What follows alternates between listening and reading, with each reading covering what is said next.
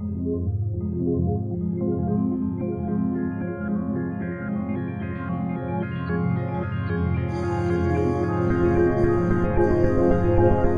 is Red Ice Radio, a beacon of sanity from Northern Europe.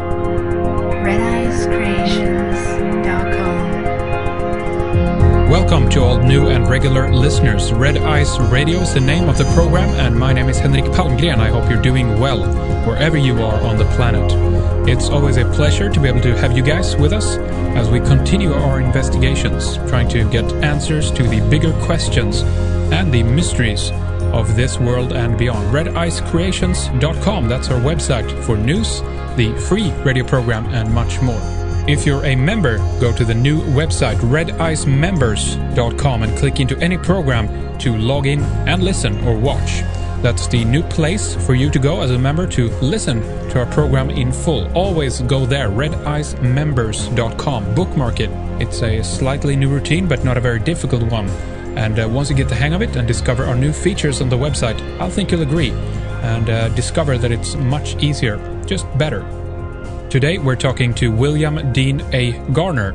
He was formerly trained as a research biophysicist with a background in physics and electrical engineering. Following his tour in Army Special Operations, he worked for international private military companies. He's the best-selling author of 17 ghostwritten books, and has also edited many books including Angels and Demons and The Da Vinci Code by Dan Brown. In addition to ghostwriting and editing, Dean has mentored 6 New York Times best-selling authors, and he's currently a book publisher. He joins us today to discuss his latest book, Who Really Owns Your Gold?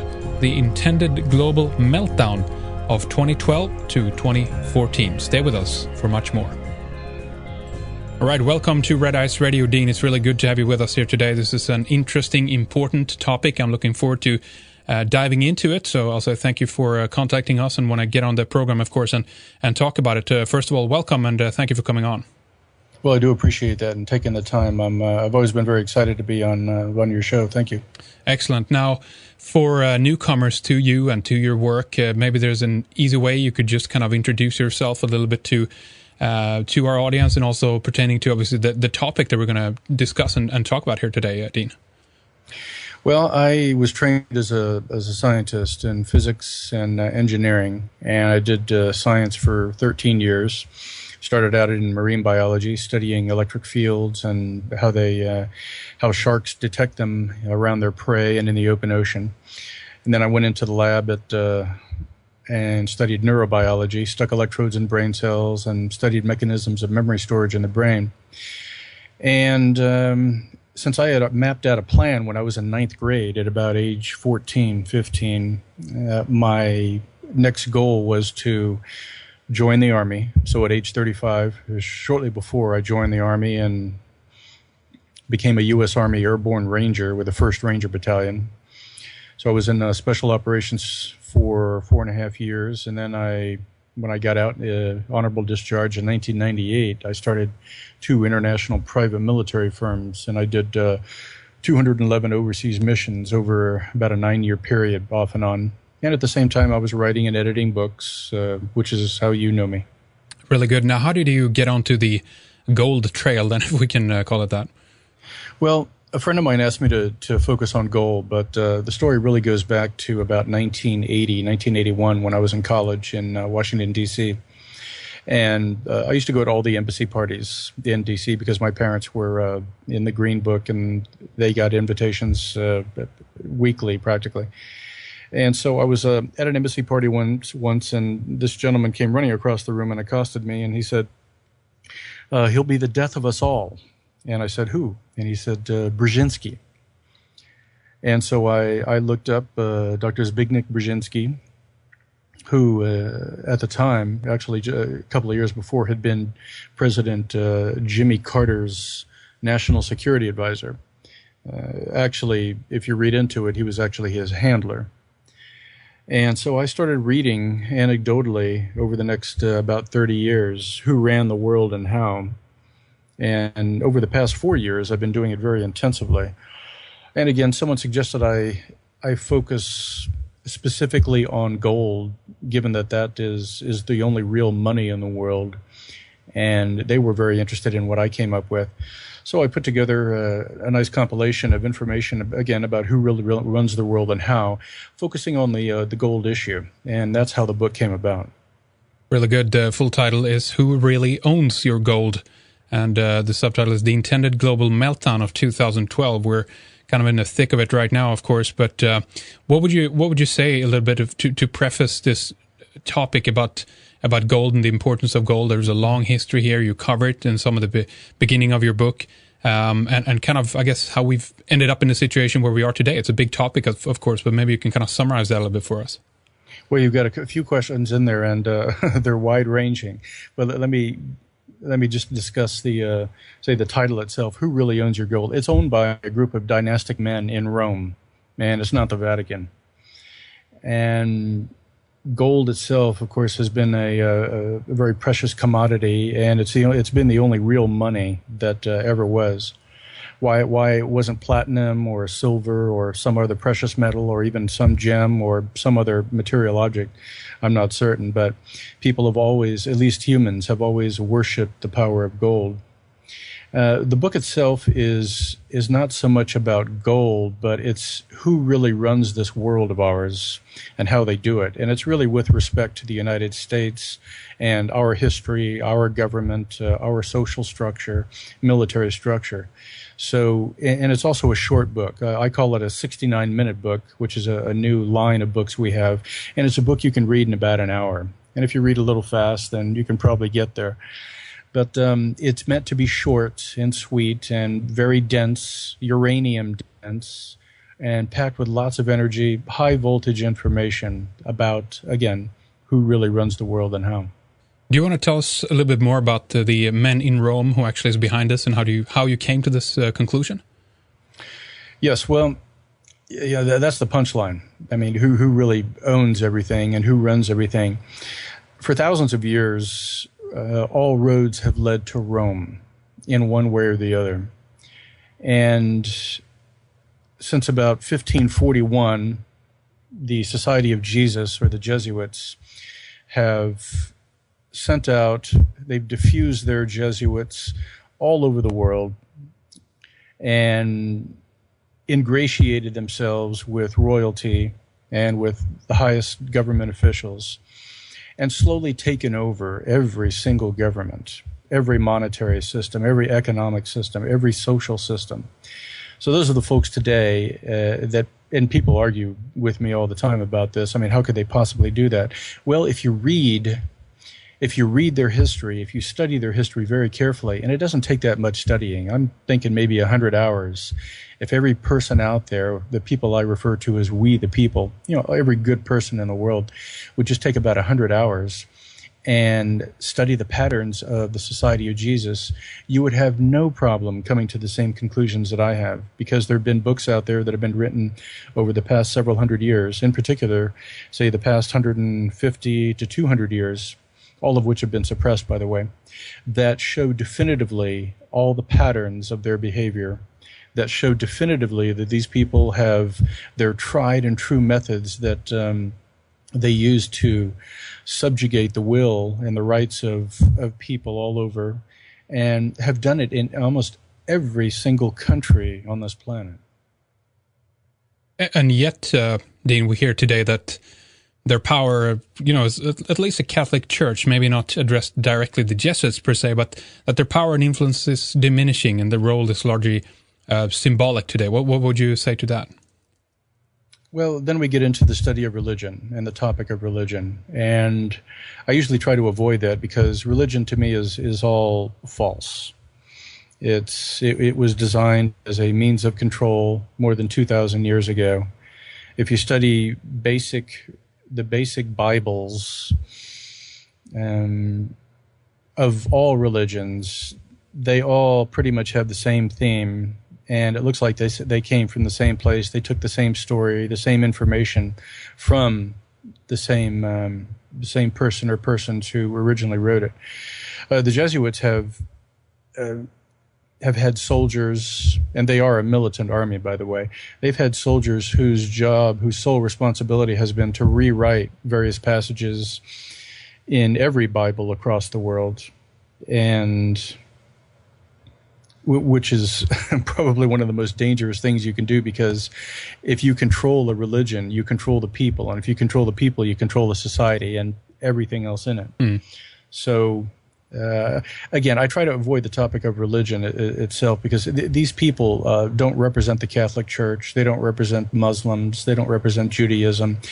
They use religion as a tool, as a controlling method to keep we the people in a certain place wherever they want. They steer us in various directions wherever the need be. And again, still using religion as a tool. But the Catholic religion, even though it may have lost a few members over the years, as you were suggesting there, it doesn't matter to the Jesuits, because one of the faces of the Society of Jesus is the Catholic Church. And it really doesn't necessarily matter whether they control through the Catholic Church, because they have other means of control. They can control socially, economically, politically. And even though the Catholic Church has been their primary means of control, they certainly control just about all other religions. So it really doesn't matter whether the Catholics have lost a few followers here and there. Okay. Now, what do you see as America's role in this, and if there is any interface between the Jesuits and the Catholic Church and America? Well, the United States is really the last bastion of freedom and liberty in the world. Every other country has been brought to its knees. They are under the fold. They're in the fold. They're under the control of the Jesuits. And America, since its inception, and back then it was referred to as the New World, since its inception has been a focus of control by the Jesuits. They sent people here to set up the first central bank, and they did it with their accountants, the Rothschild family. And the Rothschilds have been their accountants since, late 1700s, as far as I know. And so the Jesuits sent armies of men to help set up the first central bank. They used the Rothschild bastard, Alexander Hamilton, who I say is not a traitor to the country, because the country is just a corporation, but he's a traitor to we the people. And they also got ingratiated themselves to the highest levels of the U.S. government, the state governments, and they slowly took over control of the government and steered the United States of America in various directions, wherever they wanted it to go. The idea has been to bring all of America into their fold, to have full control over the social, political, military, economic status and systems here in this country. And over the past 10 years alone, they have almost met their goal. And I think the past 10 years have been a very, very telling time in our history, because they have ramped up, the Jesuits and their accountants, the House of Rothschild, they've ramped up, or they've had to ramp up their machinations to coincide with certain celestio-physical events out there beyond Earth. That's interesting. Can you tell us a little bit more about that? Well, the celestiophysics, it's my term, but it's really a bastardization of celestial physics. I like to use it as one word, celestiophysics. It is the study of the physics of celestial and solar and lunar bodies and their effects on geophysical and biophysical events and activities, actions on Earth. Absolutely. Now, okay, to counter a little bit there and to play the other side of this, many people argue, of course, that there's other people in charge primarily of the of the banking system with as you said before, with the Rothschilds being in charge, the Rockefellers, the Morgans of the world, and some people say it's a Jewish banking conspiracy. What is the interface then between these different groups out there, if you will, that many people are looking at, and how is the connection, if you will, between something like the Rothschilds and the Jesuits? Because that's seemingly, at least on from the outside, kind of that's an opposition almost there. You'd think. Yeah, it's counterintuitive, I agree. But the fact is, these people aren't religious. And if they are, they worship some pagan demon. And I do not say that with tongue in cheek. I'm quite serious about expressing that sentiment. The Jesuits themselves have always stayed underground. And they've had public faces. The public faces have been their controlled politicians, their controlled social faces. Nowadays, like the people in Hollywood, and we have all the stars and actors, actresses, and other members of the media who are the public faces, the public voice of the Jesuits. The Rothschilds themselves, the House of Rothschild, a very clever family. They're anything but Jewish. They're I call them Khazar Jews, from the old land Khazaria, which is now Russian Georgia. And I've known and spoken with whistleblowers within their organization who said they don't practice any Judaism whatsoever. Their public face is, yes, that of these very wealthy Jews. However, they're anything but Jewish by any standard whatsoever. So, again, the Jesuits tend to stay underground, and they've had public faces. Now, you have to have a public face out there, especially when you're trying to control something, because you need a target for we the people to throw something at and to scream at, and also to revere. So the House of Rothschild and these other great organizations, and I don't mean great as in magnanimous, I mean great as in simply large and huge. These other organizations, they have sort of ingratiated themselves into our society and with our people, with we the people especially, by philanthropic organizations and by having established philanthropy in general in the U.S., because they give away so much and they do help people, at least indirectly. And so this public face turns out to be sort of double-sided. We have on one side the philanthropy, and on the other side it's an evil machination that follows the book of the Society of Jesus, the Jesuits. Now, you say in your book, of course, that as a quote from J.P. Morgan, that money really is, or gold really is, the money. Is there any history Everything to that? Else is credit. Right, exactly. That's what he says. Yeah. Yeah, and almost exactly 100 years ago to the month, J.P. Morgan sat in some congressional hearing, and he said, "Gold is money. Everything else is credit." And he was really just sort of poking us in the eye and rubbing our nose in the fact that he controlled the money system in the United States by the good grace of the Society of Jesus. And he was revealing what should have stayed and remained a secret, that yes, gold is in fact the only form of money, not just in the United States, but all over the world. Gold is the only form of money. Everything else is credit, which means that we, and I'm speaking as J.P. Morgan right now, which means that we can print money out of thin air, create money out of thin air. We can issue loans and for other forms of credit. We can collect interest on those loans, all that credit, when the principal didn't even exist. So again, he was really rubbing our nose on the fact that he and the Jesuits controlled the money system, and they could get rich off us via this credit.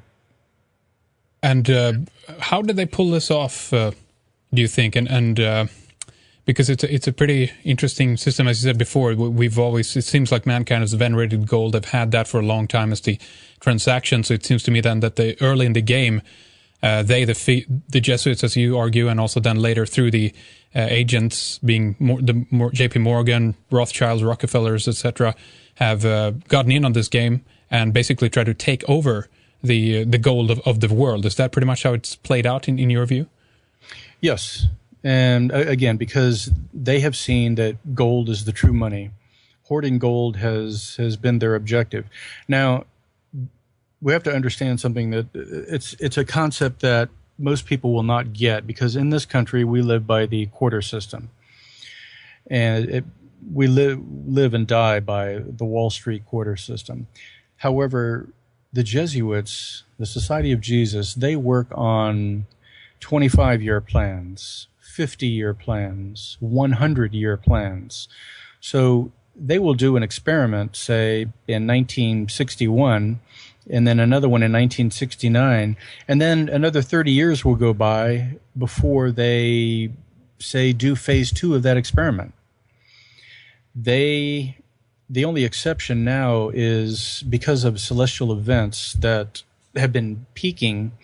Actually, they've just about peaked over the past month. That is celestiophysically.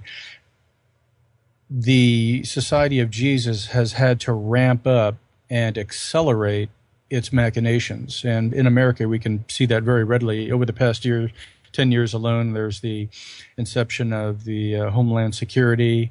There was the Patriot Act. Of course, there was 9/11, which was the problem, reaction, solution, false flag attack. And of course, there was the NDAA, the National Defense Authorization Act, again, Patriot Act, the healthcare bill. If you look at all these, it's been an unprecedented attack on the U.S. Constitution. In fact, the NDAA, again, the National Defense Authorization Act, alone effectively strips all members, we the people, all Americans, of their constitutional rights. So what's in for 2012 here? It seems to be a pinnacle year, as many people have pointed out, for different reasons, and people argue that the globalists, the people in charge, are going to play this out during 2012, with not much more time to go in 2012. Where do you see this going here in the last stretch of 2012? Well, yeah, no, good question. And the fact is, some of the biggest machinations have already occurred, especially over the past 10 years. We're now going to see the after effects in 2013, 2014, probably all the way up into about 2020. And the after effects will be a collapsed or a near collapse of the economy. And when I want to correct myself. It's not going to be a total collapse. And here's why. And this is just my hypothesis. And I want to stress this. I have no other evidence other than what I've read. But during the collapse of the Weimar Republic in the early 1920s, I think that the Society of Jesus, the Jesuits, learned that if you collapse a society totally, economically, politically, socially, then it becomes absolutely unruly, and it makes it very, very hard to control. I don't think they're going to make the same mistake with the United States. I think that it's only going to be a partial collapse in which people lose their homes, people lose jobs, lose a lot of money, trillions of dollars. But it's not going to be a total collapse, because if it were, and I think this is what's unique to the United States and to we the people, we would get up and kick some ass. The people in the United States have known nothing but freedom and liberty for more than 270 years. There is absolutely no way that we would allow some entity, if we knew about it as a whole, if we had mutual knowledge, if we knew about this, that we would let them get away with this. So I think that this is going to be a very, very difficult fight for the powers that be, the Jesuits, to ultimately take over America completely without another revolution. And and many people argue that that's kind of coming around the corner here. Is this despite what you talk about in Chapter 8, that we the people are still comatose? And I guess this would apply to the American people as the global population pretty much, that many people are in fact asleep and they wouldn't get out and do something about it. What do you think? Oh, absolutely. And it's been designed this way because we've had, just look at it. We have Hollywood that it's a form of entertainment, but it's also been a form of spreading information and disinformation, and it's been a form of control for almost 100 years. And of course, there's big media out there, and we have all these reality TV shows. And just getting off on a tangent, if you look at just over the past 5 years alone, the explosion of reality TV shows and these absolutely mindless television shows has exploded, and it's unprecedented. And it's another means of sort of pacifying the American people, we the people, so that they are numb to any other bad news that doesn't come from big media. That may come from alternative media, and it allows further control of our rights, even though they've already been stripped. Indeed, it does. Now, in your view, is there remedy against this? I mean, because I've always seen revolution, if we can call it that, with two different points of view. And one is, yes, it's understandable that it happens. I definitely understand that people need and should go or get upset and angry about how they are being treated and have been being treated. But if we look back historically to revolutions, and with the books like Fire in the Minds of Men by James H. Billington, who's done a study into revolutionary movements, it seems like most of them have been controlled and instigated, or if not sidetracked or kind of hijacked along the way. Therefore, very, very difficult and dangerous also to participate in these kind of rise-ups and revolutions, because you, in fact, might actually be participatory in helping out the globalist elite to play out their agenda, if you will. Well, you took the words right out of my mouth. I have nowhere to go with that. Exactly? Is there any way we can remedy that? Can we get smarter beyond that and still have a revolution, or what's a fix to this in your view, Dean? Well, the answer is yes. We can have a revolution that is genuinely generated by we the people. The revolutions of the past were instigated and caused directly by the Society of Jesus, at least back to 270 years ago. And they were controlled from within, because that's the only way you can really control any kind of movement, from within, with their own disinformation agents, with their own high-ranking members of each of those groups. So what can we do? The best thing, well, first, here's a really sad statistic. The Society of Jesus has had 470-something years to do its various machinations, to spread the disinformation, the bad news, to take over governments, to take over economies and societies. They've had hundreds of years to do this. And right now, if I were to be the architect of change, I have virtually no time at all. So I'm fighting hundreds of years and lots of really cool, slick advertising on the part of the Jesuits. And it's an uphill battle, but the direct answer is that everybody, all members of We the People, in all countries, not just the United States, simply have to be informed of the basic accurate facts, the basic accurate truth. And I delineate truth in two ways. I call it the accurate truth, what really happens, and the other truth is the Jesuits' truth, which is what they change to fit their agenda. So what do? We get informed, and I think that's happening now, especially with the advent and power of the internet, which they are trying to control, and probably eventually will. So what would you say is the goal for America specifically? If it's not total collapse that you mentioned before, it seems to me anyway that maybe they're trying to rebuild it into something that is more shaped in accordance with how they want to use America in the future. More control, more regulation, perhaps even more military. I don't know. What's your view on this? Well, for one, and I've stated this in some old blogs I had, their end game is to create a mono nation, a single nation, single government with fascist rule.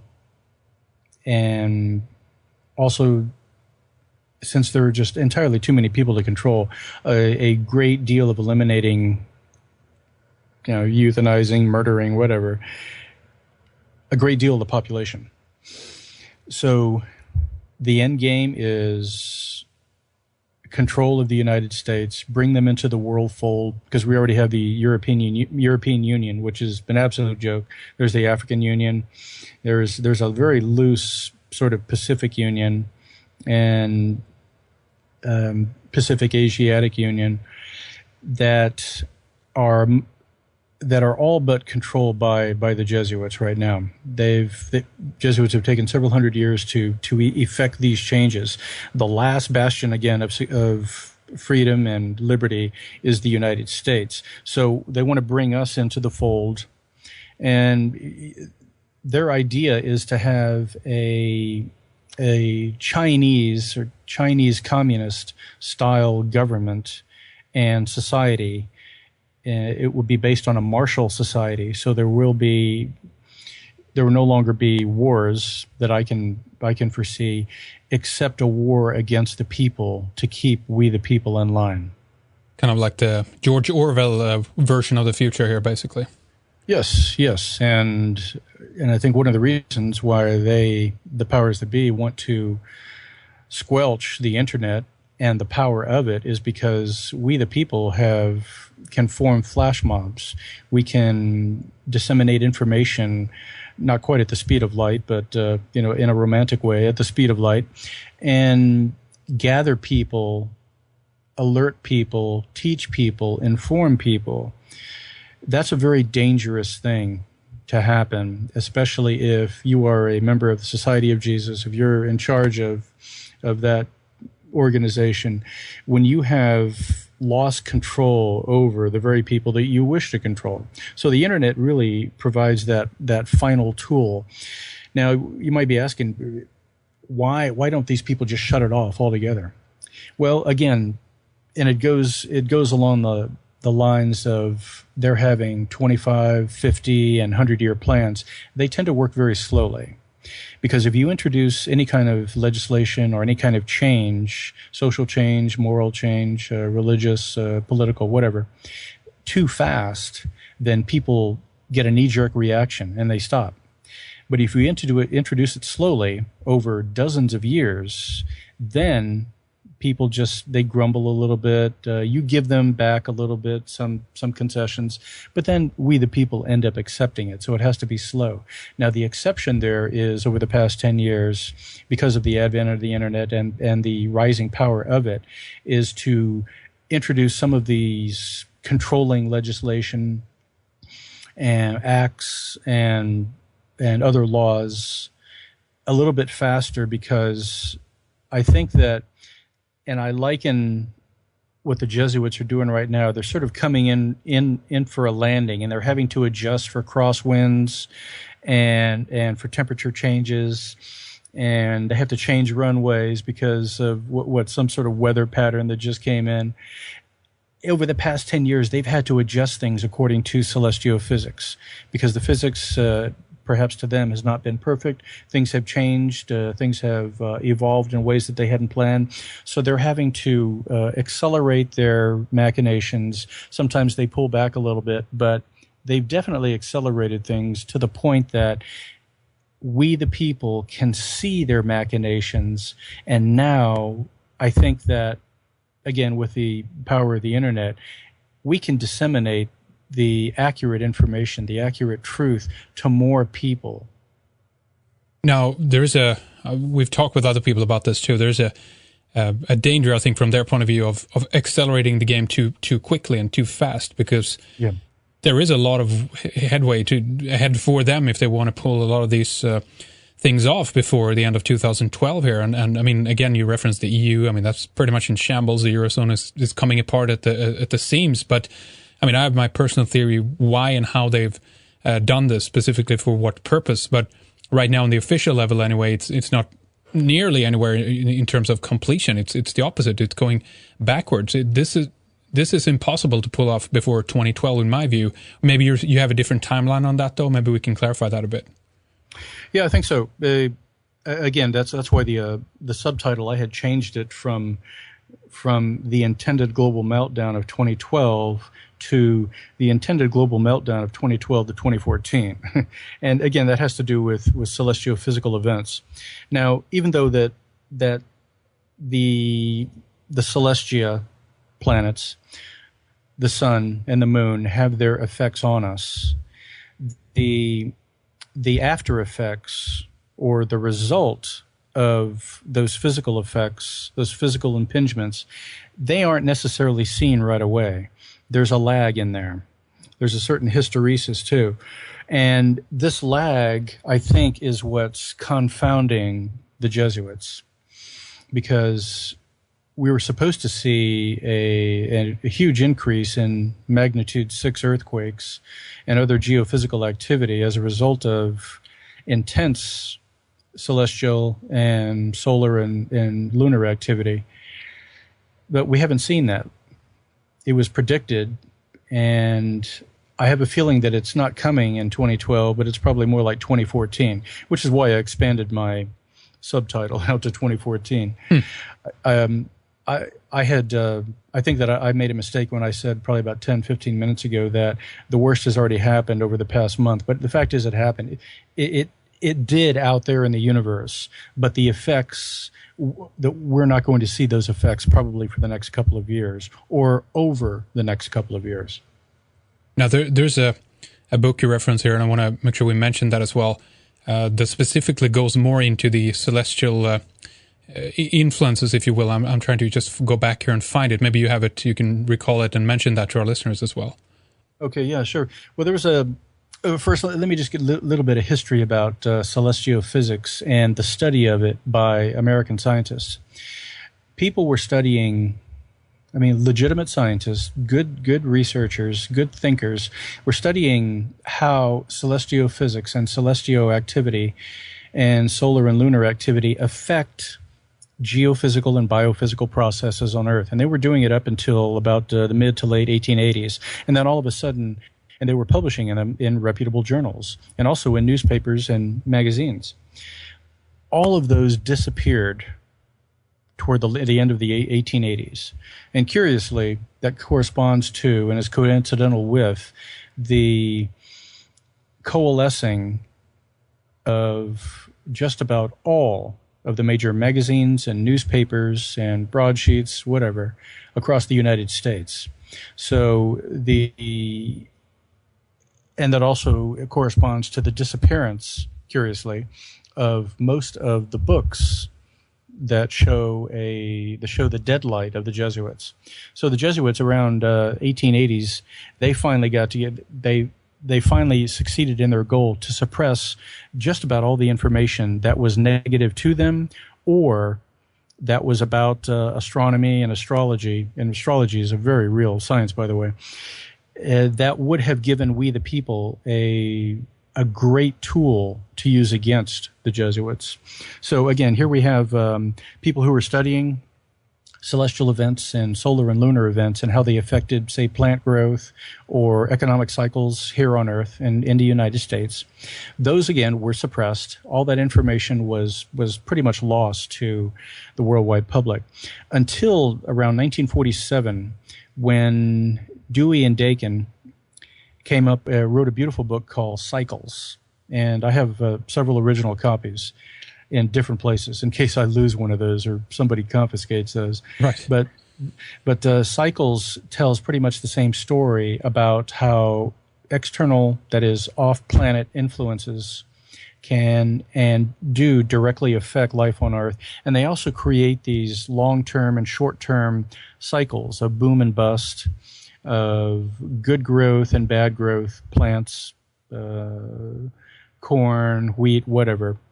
So there's a definite pattern to all these cycles. Now, that book itself was largely suppressed. You really can't find that anywhere. You'd be hard-pressed if you could find an original copy. And I think maybe some PDF copies might be available out there. But that is probably an excellent primer, even though it's very dry. And it's only a couple of hundred pages, but still very dry reading. It would give any reader, I think, enough knowledge to know that celestial influences on planet Earth are very real.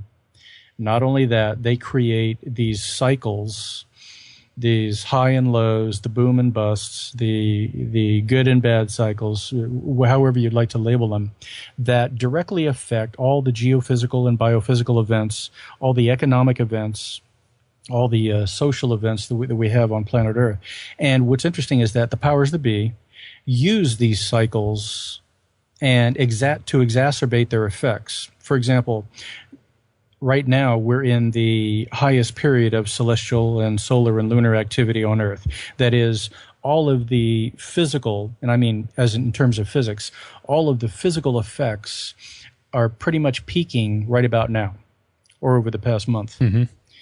And those effects have created large-scale waves in the cycles that I spoke of.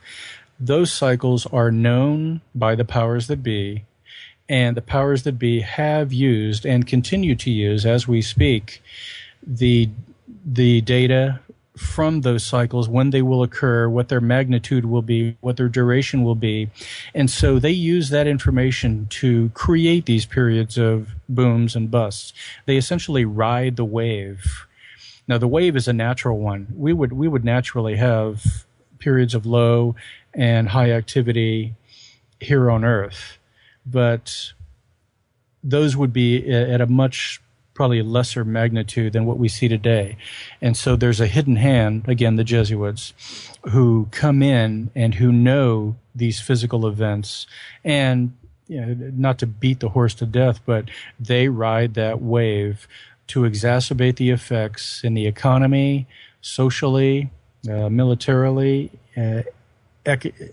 politically, just about any subject out there that they can control because they have this knowledge. So they've tried to keep that away and suppress the information, keep it away from we the people. Because look at it this way: if we had that information, if I could tell you when to get in and out of the stock market, think of what you could do with that. Yeah, indeed. Now, this is very interesting. I can't recall how many articles we have published in the past about this. A couple of headlines is Britain's biggest banks use astrology to play the markets.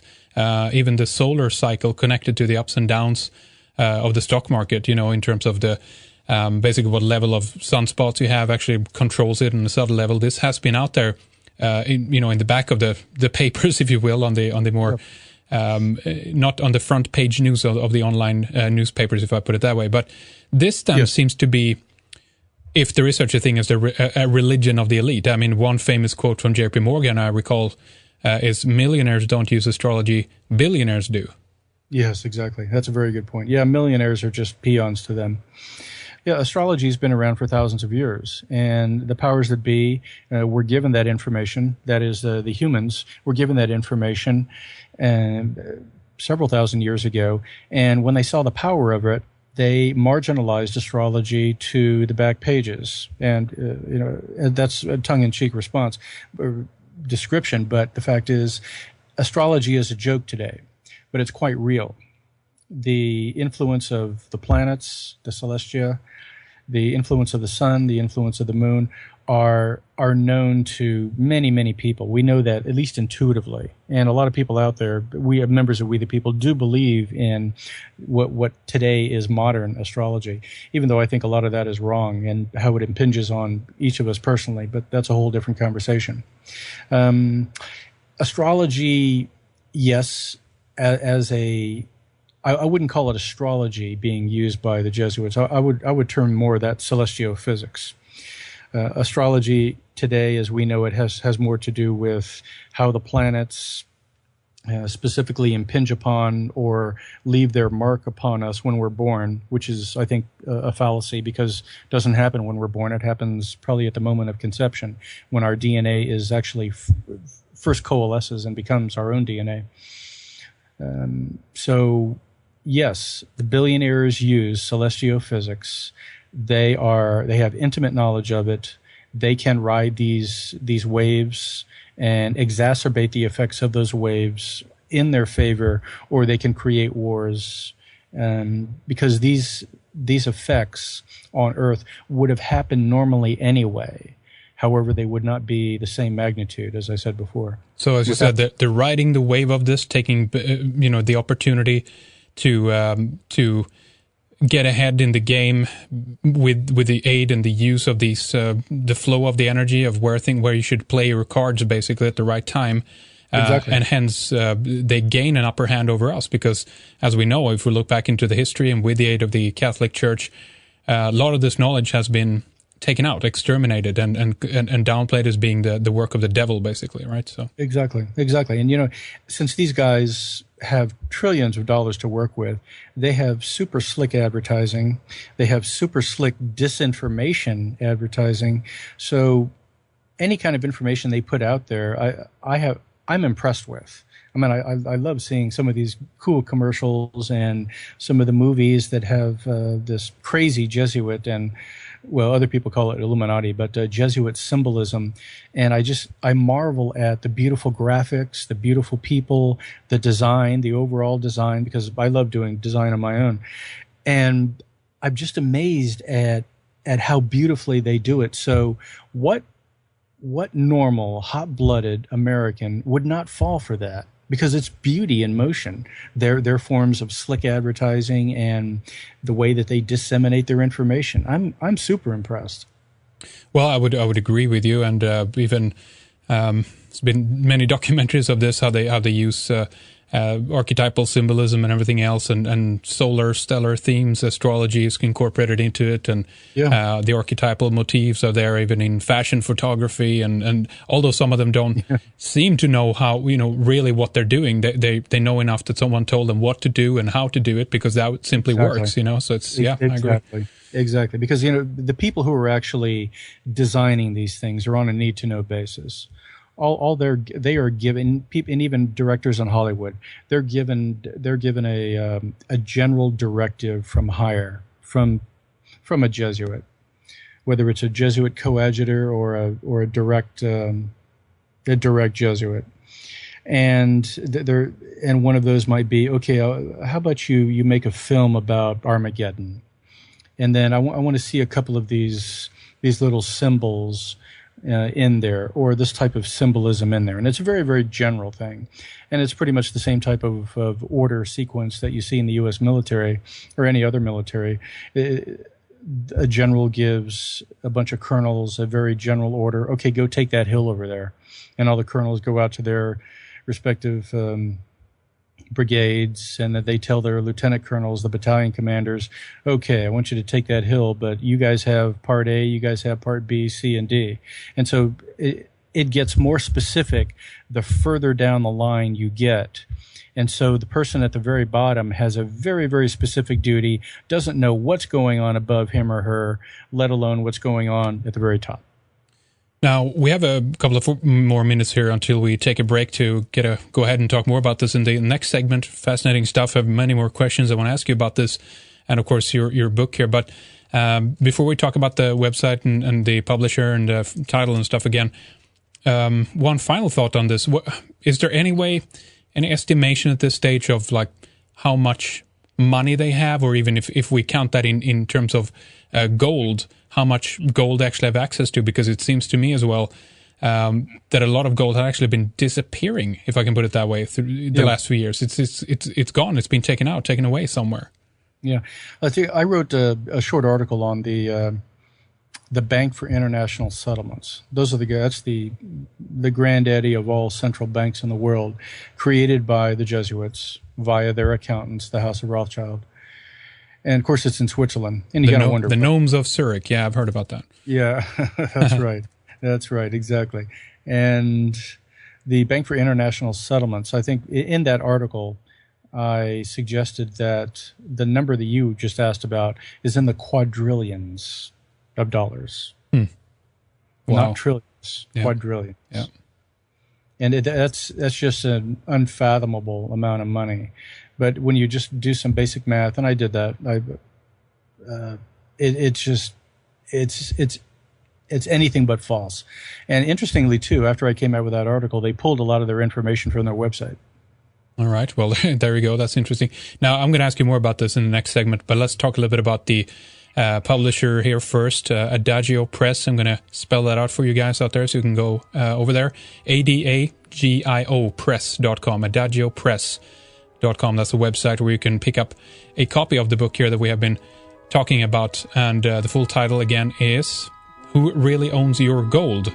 With a subtitle of The Intended Global Meltdown of 2012 and extending into 2014. As you said, we're going to talk more about this next. But no, if you want to know more, pick up a copy of the book and continue reading. It's a fast read, as Dean said, and highly encouraged. Very interesting stuff in there, condensed in a very good way. So go ahead and do that. Now, we're going to take a short break here then, Dean, so let's do that, and we'll return with more briefly. So stay on the line. We'll be right back. To continue listening to the second hour, you need a membership. To subscribe, go to redicemembers.com and click on subscribe to sign up and get full access to our new website filled with exciting programs going back to 2006. A vast amount of material for you to dig into. We have, on the new website, vastly superior RSS feeds. You can now get any program back to the start. Our radio feeds are divided by year. We also have a feed with the 50 latest programs, and this is an excellent way, by the way, of getting an alert as soon as a new program is released. If you have any questions, please take the time to click into our FAQ for further help and assistance. So, from now on, existing members go to redicemembers.com and bookmark it, and you can download the entire program right there. Use our new search function. It's simple and quick. You can comment on any program and let your fellow Red Ice members know what you think about the show. Next up on Red Ice Radio, we have Bill Still, creator of the Money Masters and the Secrets of Oz. After this, Mark Grant, Randall Carlson, Freeman and Jamie, Charles Upton, Santos Bonacci, and Sterling and Peggy Seagrave, to name a few.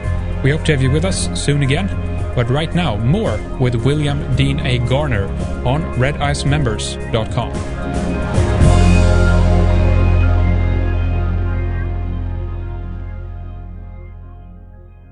Same time I was writing and editing books, which is how you know me.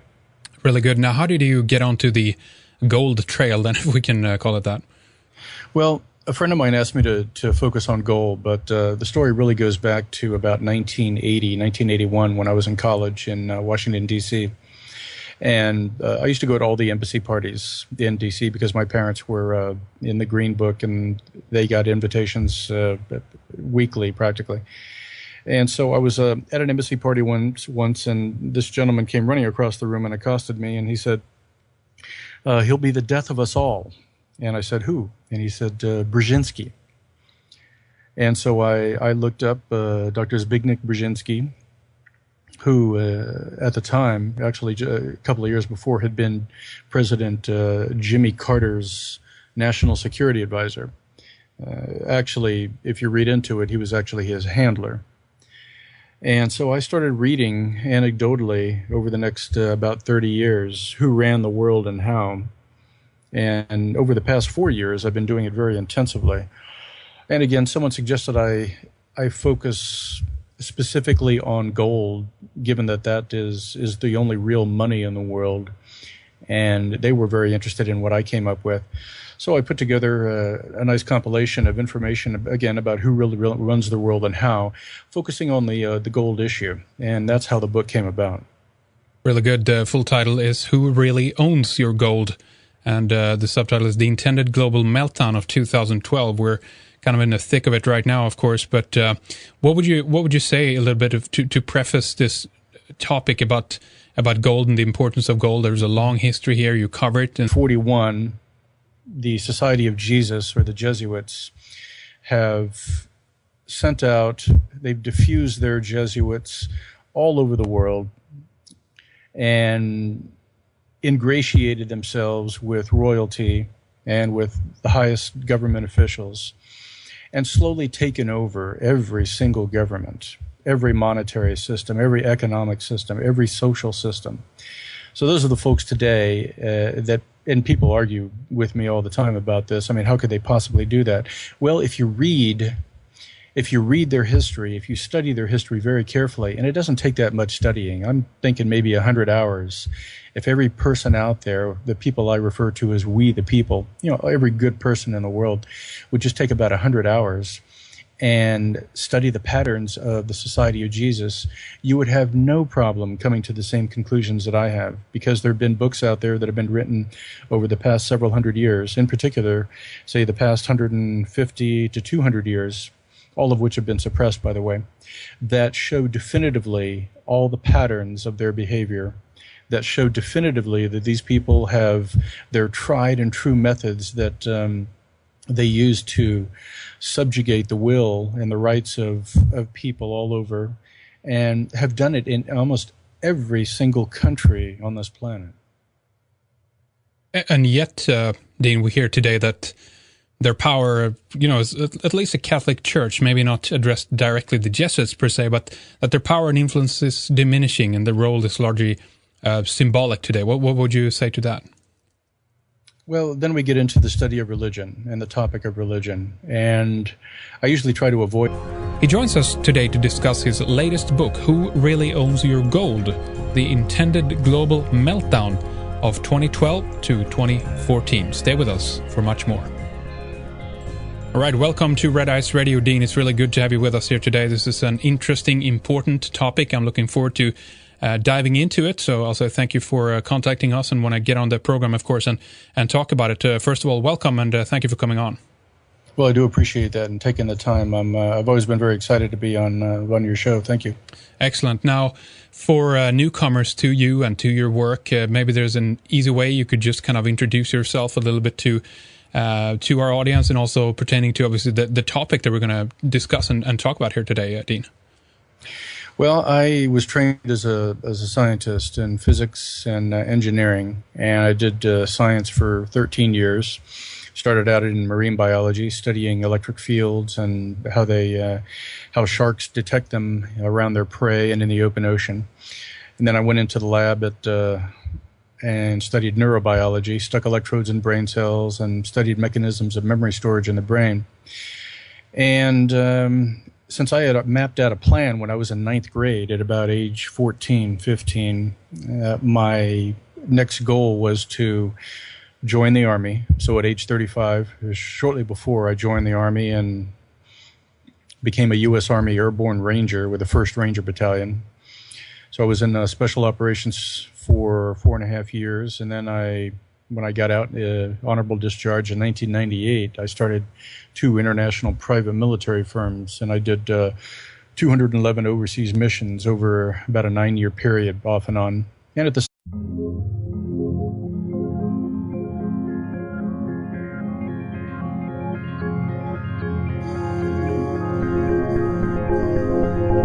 This is Red Ice Radio, a beacon of sanity from Northern Europe.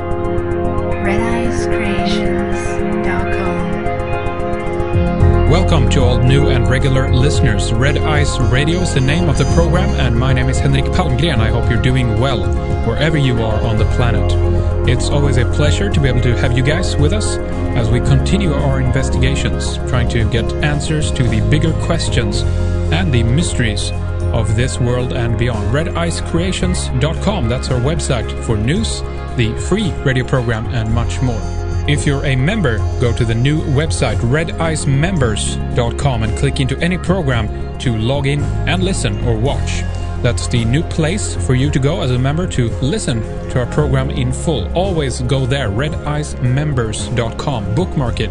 It's a slightly new routine, but not a very difficult one. And once you get the hang of it and discover our new features on the website, I think you'll agree and discover that it's much easier, just better. Today we're talking to William Dean A. Garner. He was formerly trained as a research biophysicist with a background in physics and electrical engineering. Following his tour in Army Special Operations, he worked for international private military companies.